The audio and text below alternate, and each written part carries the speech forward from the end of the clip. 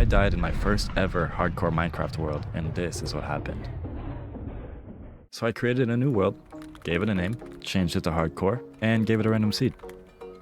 And spawned into the worst seed I've ever played in Minecraft. This didn't stop me though, so I punched my first tree, got my first few blocks of wood. I did my first bit of crafting, the essentials, a crafting table, some sticks, and my first wooden pick. Then I immediately started burrowing into the ground to find some stone, and then crafted a stone pick right away. Nice. I punched down a few more blocks, and then I almost die. I killed my first mob with a stone pickaxe, and got my first pieces of iron with the same tool. I accidentally disturbed my first skeleton, who did not hesitate to show me whose hood I was in, so I tactically withdrew to analyze my situation. Later I found some more iron, still with one heart, and then managed to somehow attract a horde, which I blocked off and used the time to create a furnace, and my first pointy stick. I killed the horde, and then went back to crafting. I was tired of almost dying, so I mined straight out into the ocean, which was good because I got my first bit of food to heal. But I was quickly reminded of what game mode I was playing and got jumped, literally. After things calmed down, I decided to wander around, and in doing so, I found a friend. So I tested my luck with the 2 bones I had, and I actually tamed him. I went back to playing Fast and Furious with my boat and stumbled upon a village, where I found that they had shiny pants, which I stole because they don't need them. Yeah, boy. Right over that hill, I found my next village, the one I would call home for a short while during this adventure. I made another friend named Alfred who let me sleep next to him before waking the next morning and trapping all of his friends and families into their homes, where they're safe, may I add. I started a little farm of cows and pigs, and then a small field of wheat to feed my future hamburgers. And then I laid claim to a nice 2-story home. I started a villager breeder, which would take me days to give up on, but we tried it anyways. The first villager walked straight to his new home with no problem, and willingly jumped in the hole for me.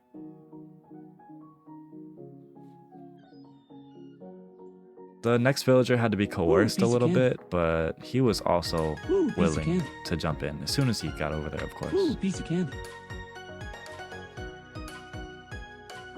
So then I fed the 2 lovers, who didn't know exactly what to do, and rather than trying to fix the problem, I actually went on a little caving adventure, and I'll save you the time. I got some stuff. I then exited the cave fashionably and walked home in the dark, and then I found my villager breeder and walked the other way to go on another adventure.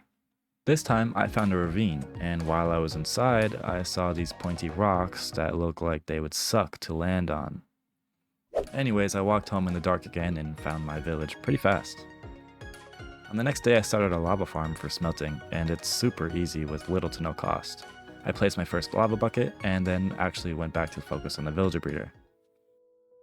No matter what I did, they would not breed, so I went with the old school method of building a perimeter, breaking the old failure of a breeder, and just placing the beds I had. They got cozy and slept through the night, and the next morning there was already a little one running around, which was super frustrating. So I went on another iron hunt because I just used everything I had on cauldrons for the lava farm and found this huge cave. I got some more iron, and then I walked home in the rainy, dark night and contemplated my actions. When I got back inside the house, I just went to sleep, and then on the next day I decided it would be a good idea to tear down every existing building in that village, so that's what I did for the next few days. This took me a lot longer than I would like to say it did, but when it was all gone, it did make the house that I appropriated stand out a lot more, which was nice. And with the materials that we got from breaking all this, I plan to use them to rebuild the village and give every villager a nice place to stay while I use them for trading, of course. This would end up being a total of 13 buildings, which happens to be my lucky number actually. And after a bit of time of endless mind-numbing demolition, I got better at doing it in a timely manner, but it was still super boring. When it was all done, I did just get a bunch of easily obtainable blocks, so I'm not totally sure I would call this mission worth it.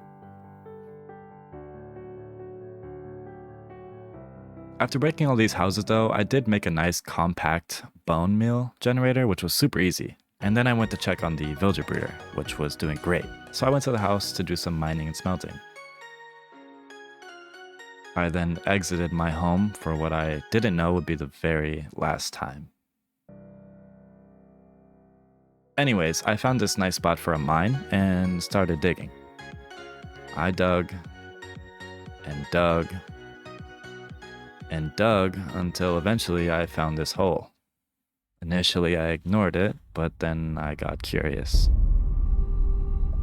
So I decided I would jump in just to get rid of Jamal and his 9, and then go back up. But after Jamal got sent to his judgment, I started walking around, and I actually found my first diamonds, which of course I mined, and then I found some more. And another. And more. And some more. Of course, this would be lovely normally, but knowing how this story ends, I should have just went home instead of being greedy. But after mining this last set of diamonds, I walk up here and find this trial chamber. With the success of the diamond haul freshly plaguing my dopamine receptor, I decided to break into the trial chamber. It was super calm on entry, and I didn't end up spawning anything in the entire time I was down there, so how could I have died, you might be asking? Well, after punching some pots and looting some barrels, I found a door. And beyond this door was a set of stairs, and then a chest with a mending book in it. On my way back up the stairs, I noticed a weird hole with a ladder leading down to nothing. So obviously I had to go down to see what was down there, even though I just saw that there was nothing. But here we are, about to scale the ladder.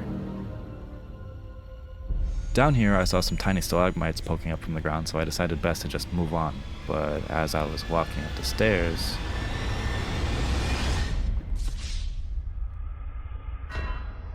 and that's how I died in my first ever hardcore world. No way.